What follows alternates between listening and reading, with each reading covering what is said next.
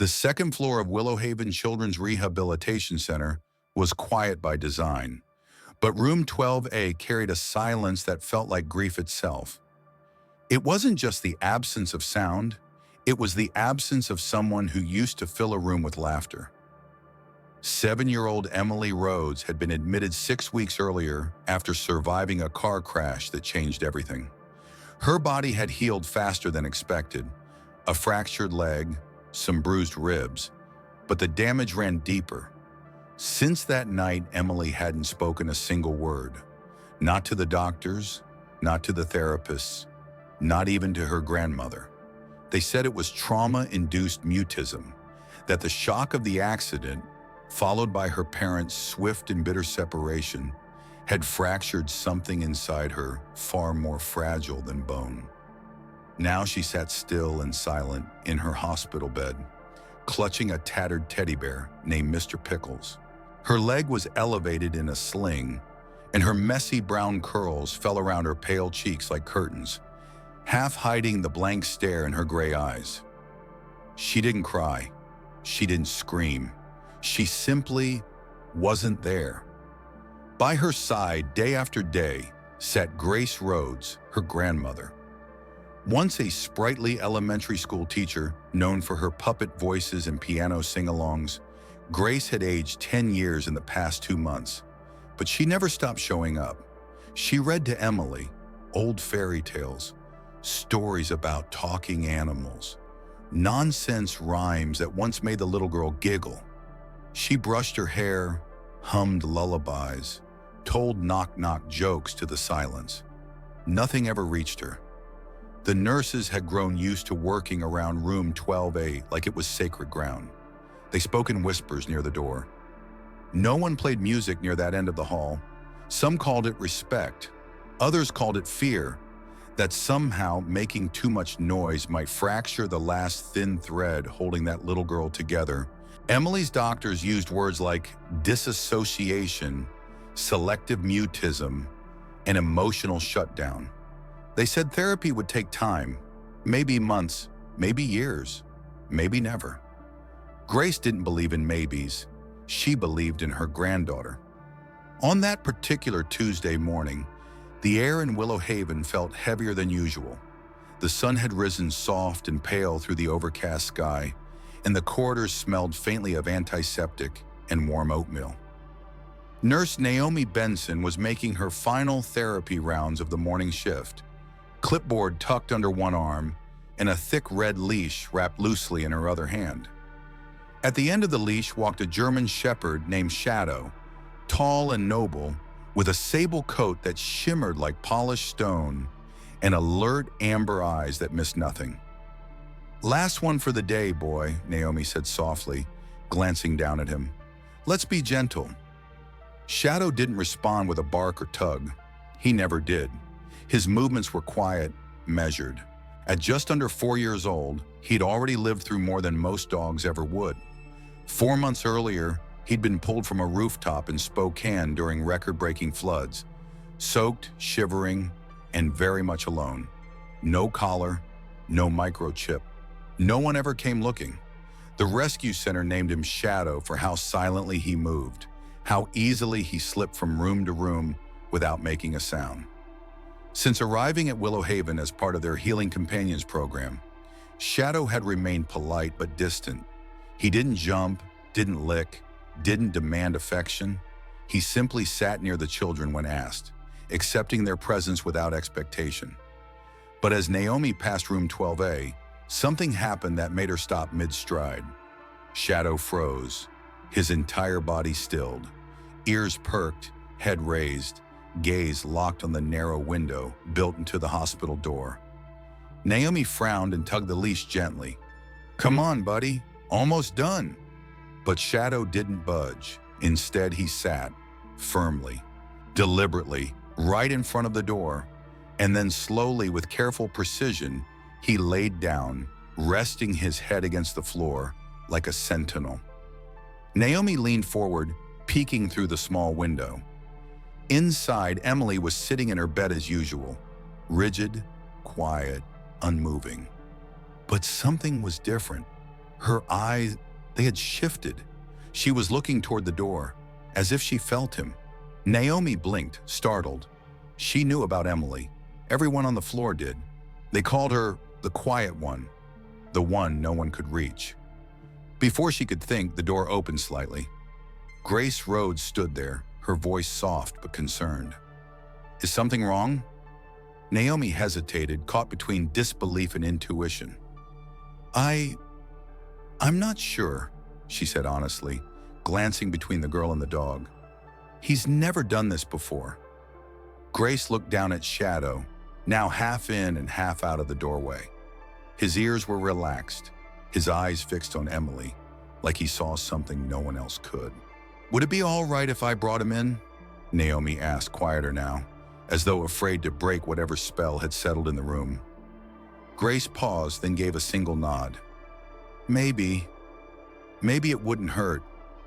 Naomi crouched slightly, speaking to Shadow like someone approaching a deer in the wild. "Easy now. Let's go in slow." But Shadow didn't need coaxing. He rose gracefully and walked across the threshold on his own, making no sound on the tile floor. He didn't sniff the room, didn't look around. He went straight to Emily's bedside, and without hesitation, he rested his head gently on the edge of her mattress. No one moved. For a long, breathless moment, the room held still as if time itself were waiting. Shadow, the sable-coated shepherd, stood silently at the side of the hospital bed. His amber eyes never left Emily Rhodes. He didn't bark. He didn't whine. He just waited. Then gently, almost ceremoniously, he lifted one paw and placed it on the soft cotton blanket near her elbow. Not touching her, not crowding her, just near enough to be noticed. Grace held her breath. Naomi's eyes welled, and then Emily moved. It was subtle, the barest shift in her posture. But it was movement.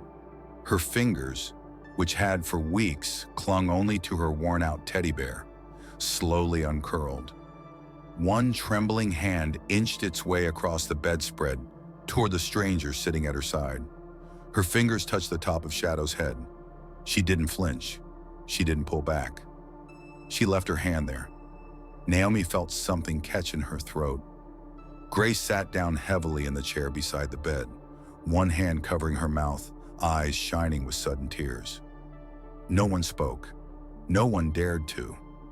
Shadow remained completely still, his head slightly bowed under her touch, his ears relaxed.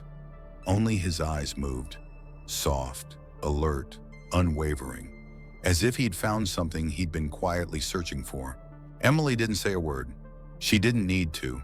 Her fingers curled just a little, sinking into the thick fur between Shadow's ears. Her gaze, once flat and distant, now locked with his, and for the first time in weeks, she was present. Fully, completely there. Minutes passed, then more. Still she held him. Still he stayed.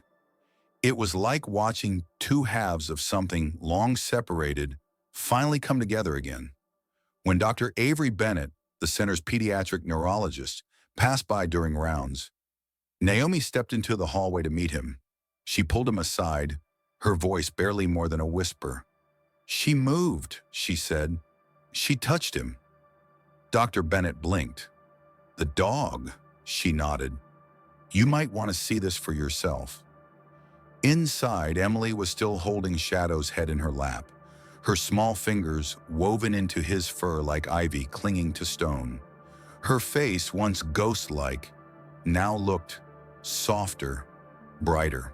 Grace, wiping at her eyes with the hem of her sweater, whispered, "She hasn't touched anything since she got here. Nothing but that bear." Dr. Bennett stood in quiet awe.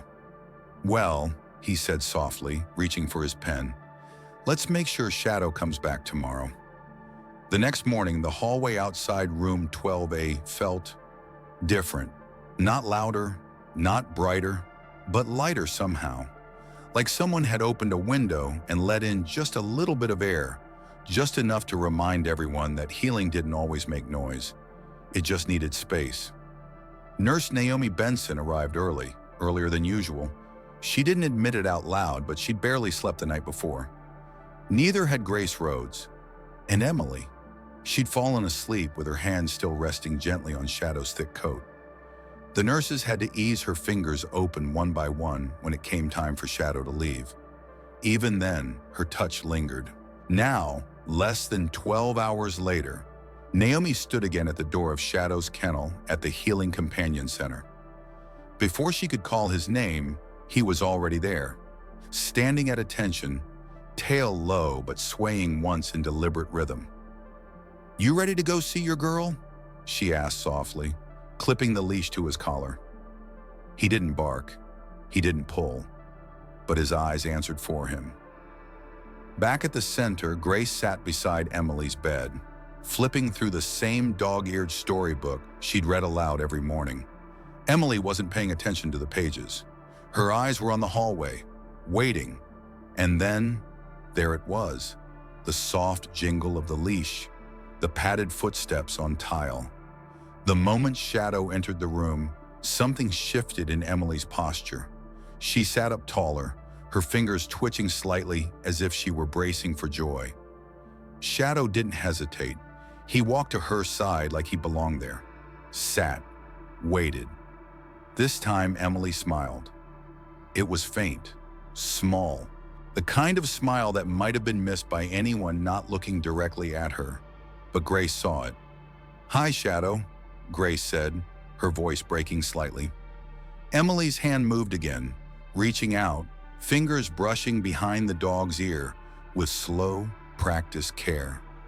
Shadow leaned into her touch. Naomi watched from the doorway, mist gathering in her eyes. "She held his head for almost an hour yesterday," she whispered to Dr. Bennett, who had appeared beside her. "And today?" he asked. Naomi nodded. She smiled. Bennett said nothing, but his expression changed, just slightly. After a while, Grace reached into a brown paper bag beside her chair. "Sweetheart," she said gently, "would you like to give Shadow a treat?" Emily hesitated, then the smallest of nods. Grace pulled out a biscuit bone and placed it into Emily's palm. Slowly, Emily extended it. Shadow took it gently, his nose brushing her skin. And for the first time in weeks, Emily giggled. A real, high-pitched, breathy giggle, the sound of light finally finding its way back into a room that had forgotten how to carry joy. Naomi's hand flew to her chest. Grace wiped her cheeks again. Then came the moment that caught them all off guard. Naomi stepped forward, crouched low. "Okay, Shadow," she said softly. "It's time to let Emily rest, okay?"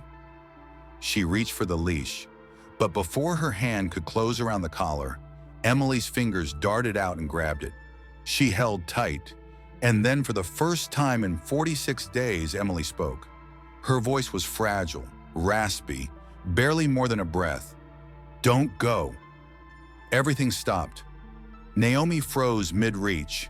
Grace's breath caught halfway through a sob. Dr. Bennett dropped his pen. Emily looked up, her eyes glassy, her lips trembling. She held on to Shadow's collar, her voice shaking. "Please, don't go." No one moved, no one blinked. Grace began to cry, really cry, quiet and trembling, hands pressed to her mouth. Naomi crouched again beside the bed, voice gentler than a whisper. "We'll bring him back tomorrow, I promise." Emily looked at her, then back to Shadow. "Promise," she whispered again. Naomi nodded. "Cross my heart." Only then did Emily slowly let go. After that day, everything changed. Not all at once, not like in movies, but gently, gradually, like spring thawing frozen ground. Each morning, Shadow arrived just before 10 a.m., and every morning, Emily was already sitting up in bed waiting. Sometimes she was brushing her hair. Sometimes she was just staring at the door. But always she was ready, and when he entered, she lit up. She didn't talk to adults much, but to Shadow she whispered things, soft fragments of sentences, thoughts she didn't even realize she'd been carrying. Did you sleep okay? I saved you a biscuit. Mr. Pickles says hi. Some days she read books aloud to him, haltingly at first, sounding out words with effort. Shadow would lie with his chin on her lap, eyes half closed as if listening intently. Each day her voice grew a little stronger, her step steadier, the color in her cheeks brighter. One afternoon, after finishing a picture book about a dog who learns to fly, Emily turned to her grandmother and asked quietly, "Do you think he remembers me?" Grace blinked. "What do you mean, sweetheart?" Emily looked down at Shadow, now curled peacefully at the foot of her bed. Her fingers buried themselves deep in the fur behind his ears. "I think I knew him before," she said. "Before the accident." Grace's mouth opened slightly, but no words came out. Emily wasn't finished. "He sleeps the same way," she murmured. "By the door, always one ear up." Her voice grew even quieter. "And when I have bad dreams, he comes and lays beside me, just like Scout used to." That name hung in the air like a chord unresolved. Grace felt her heart stutter. "Scout?" Emily nodded. "He was my dog. Before the crash, before Mom and Dad started fighting. He ran away the night it rained really hard. The wind blew the back gate open. He got scared and ran." Grace sat down slowly, her fingers pressing against her lips. "Emily, are you saying—" Emily looked at her, calm and steady. "Shadow looks just like him." She hesitated, then added, "Not just looks. He feels like him." Later that evening, Grace asked Nurse Naomi if they had any information about where Shadow had come from. "Just the basics," Naomi said. "He was rescued from a rooftop in Spokane during the floods. No chip, no tags, no record. He was scared of kids at first, used to hide in the back of the kennel whenever we brought them near." Naomi glanced toward the open doorway, where Shadow lay at Emily's feet like he'd lived there his entire life. "But not her," Grace said quietly.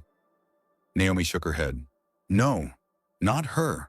The next morning, as they prepared to take Emily to the center sunroom for music therapy, something unexpected happened. Normally, Shadow followed Emily wherever she went, right at her side, calm and steady. But today, he stopped halfway across the room. He turned toward a small upholstered chair in the far corner, just a faded, ordinary hospital seat. Nothing special. He walked to it, sniffed once, then curled up beside it and rested his head on the floor. Emily turned, her eyes widening. "That's where Dad used to sit," she said suddenly. Grace froze. "What did you say?" Emily's voice was clear. "When they used to come for checkups, he always sat there, even before the crash." No one had told her that. No one had even spoken about that chair, but she remembered. That evening, Emily looked up, then turned to Shadow, who was sitting quietly, watching her with that familiar, unblinking gaze. "Scout? That used to be your name, didn't it?" she whispered. Shadow's ears perked up, his head tilted slightly. Grace leaned heavily against the windowsill. She felt like the air had gone too thick to breathe. The door creaked open. Lisa Monroe, the young volunteer from the rescue center, stepped in carrying a new leash and some grooming supplies. "Hey there," she smiled, setting the items on a small table. Lisa moved closer, crouching beside the bed, gently brushing Shadow's coat out of habit. "Before he was Shadow, he was Scout, my dog," Emily said. The room went quiet. Lisa looked down at the shepherd's face, suddenly taking him in with new eyes. "You said he ran away during a storm?" Emily nodded again. Lisa hesitated. Then with careful fingers, she parted the fur just behind Shadow's right ear. There it was, a small, nearly invisible scar. "I've seen this before," Lisa said softly. "When he first came to us, I always wondered how he got it." Emily didn't hesitate. "He tumbled down our back steps chasing a tennis ball. He cried for a whole day. I wrapped him in my blanket." Lisa looked up at Grace, voice unsteady. "Do you have any photos of her old dog?" That night back at home, Grace pulled down a battered cardboard box labeled Emily, age 3 to 5. Among old report cards and finger paintings, she found it. A photo from Emily's 3rd birthday. In the center, a wide-eyed little girl in overalls, frosting on her cheek. Beside her, a clumsy-looking German Shepherd pup with a white chest patch, ears too big for his head, and a slightly goofy grin. Scout. Grace brought it with her the next morning and handed it to Lisa without saying a word. Lisa stared. Same deep amber eyes, same sable coat, same white chest mark, same tiny scar. She covered her mouth. Holy crap! Then caught herself. Sorry, This is him. It has to be. The photo was placed on Emily's bedside table in a small frame Naomi brought from the nurse's lounge. When Emily woke, she picked it up carefully, flipping it over. On the back, in her mother's faded handwriting, Emily and Scout, March 3rd. Her lips parted, her eyes filled with tears. She looked at Shadow, then back at the photo. He found me, she whispered. Grace knelt beside her, wrapping one arm gently around her shoulders. Her voice trembled. Or maybe, she said softly, he never stopped trying. As if he understood, Shadow lifted his head and rested it gently against Emily's chest. His eyes closed. No bark, no whine. Just home. From that night on, nothing about Emily's recovery felt clinical anymore. It wasn't just her voice returning or her body gaining strength. It was the way she carried herself now. Shoulders a little straighter, eyes a little brighter, like something inside her had clicked back into place, like someone who'd remembered who they were. And always, always there was Shadow.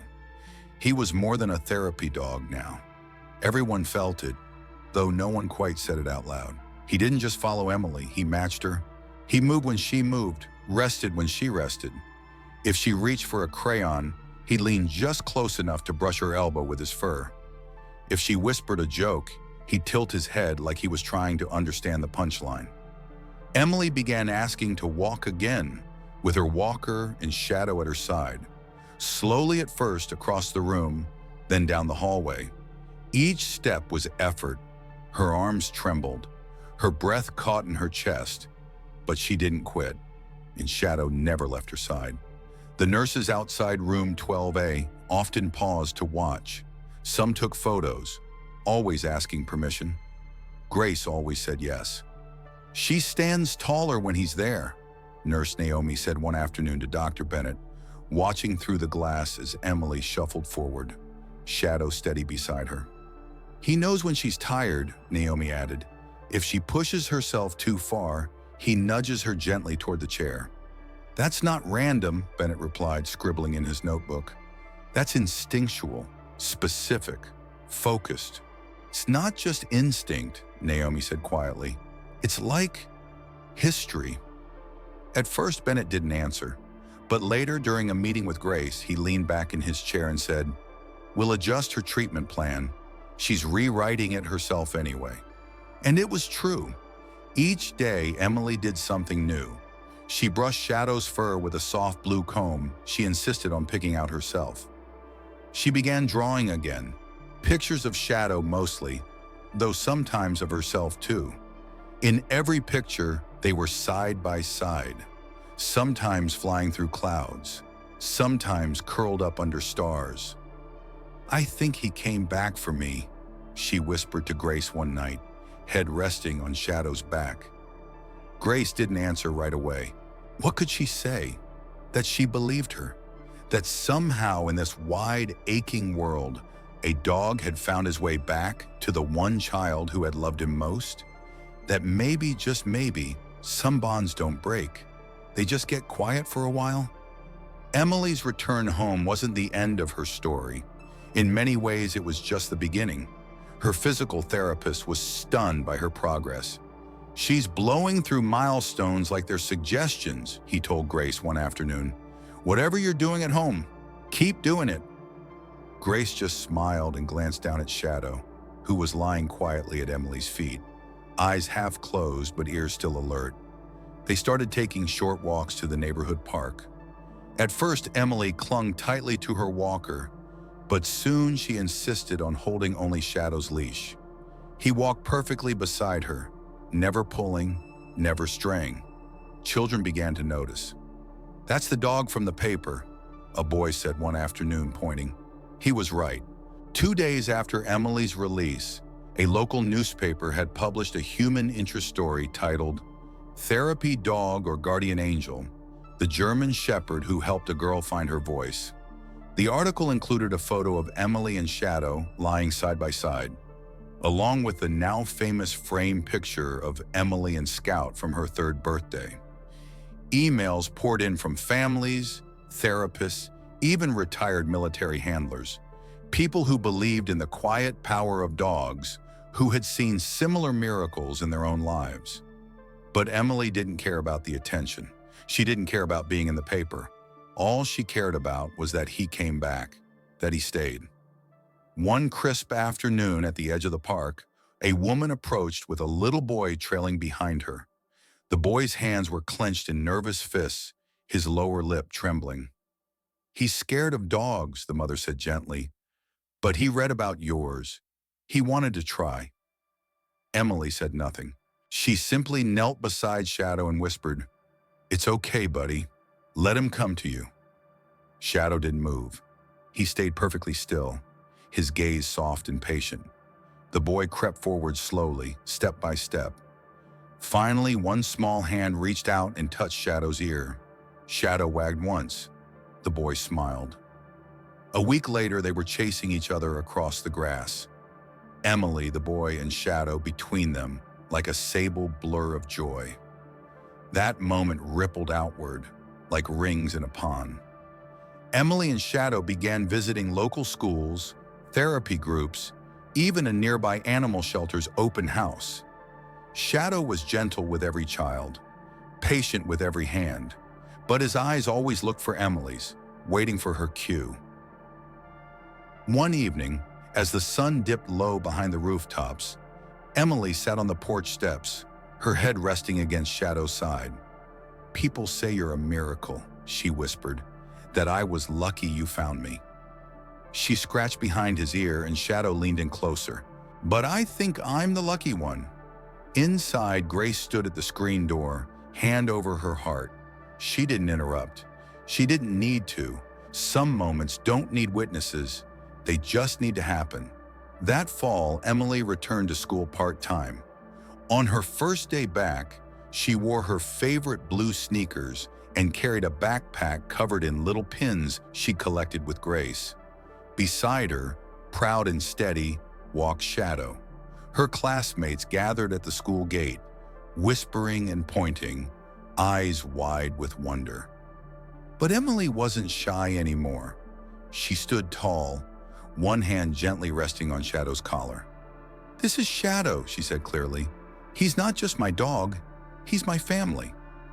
Later that year, Willow Haven invited Emily and Shadow back for a small ceremony honoring the center's Healing Companions program. The staff had put up a collage of drawings and photos from room 12A, pictures of Emily walking again, smiling again, becoming Emily again. Shadow received a special ribbon, which he wore proudly around his neck, and Emily, standing on a step stool behind the podium, gave a short speech. Her voice, once trapped in silence, now rang across the room like morning light. "When I came here, I didn't talk. I didn't laugh. I didn't even feel real," she said. People listened, holding their breath. "But then he came, and somehow, he knew me, even when I didn't know myself." She looked down at Shadow, who was lying at her feet, calm and still. "He found me when I was lost," she said simply, "and reminded me who I was." The room filled with applause, but Shadow didn't move. He just rested his head on her shoe, eyes closed in quiet peace. Back at home that night, Emily brushed Shadow's fur slowly, humming a song she'd made up herself. The framed photo of Emily and Scout, March 3rd, still sat on her nightstand, next to the newer one. Emily and Shadow. Coming home. 2 names, 1 soul. Grace came in, carrying a folded blanket. "Bedtime, sweetheart." Emily looked up. "He sleeps with me tonight?" Grace smiled. "Always." Later, under soft blankets, curled against Shadow's warm side, Emily whispered, "I'm glad you came back." Shadow exhaled a long, deep breath, like he'd been waiting to hear those words. And for the first time in a very long time, Emily closed her eyes without fear. No tears, no nightmares, just home.